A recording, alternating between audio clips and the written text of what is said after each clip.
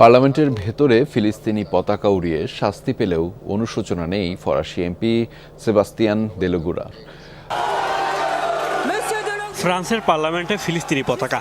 দুদিন আগে ইসরায়েলের মিত্র হিসেবে পরিচিত ইউরোপের এই দেশটির অ্যাসেম্বলিতে অধিবেশন চলাকালেই ফিলিস্তিনি পতাকা উড়িয়ে আলোচনার জন্ম দেন ফরাসি আইন প্রণেতা সেবাস্তিয়ান দেলোগু।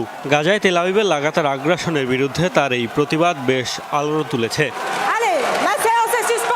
এর আগে 2019 সালে ক্ষমতাসীন দলের এক আইন প্রণেতা ফ্রান্সের বিরুদ্ধে ইয়েমেনে হত্যাযজ্ঞ চালানোর অভিযোগ তুলে সাদা পতাকা উড়িয়েছিলেন। তবে এবারই প্রথম দেশটির ন্যাশনাল অ্যাসেম্বলিতে উড়ল বিদেশি পতাকা।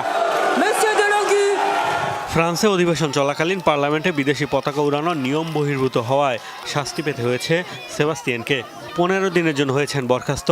পাশাপাশি সেবাস্তিয়ানের আগামী 2 মাসের বেতনের অর্ধেকও কেটে নেওয়া হবে।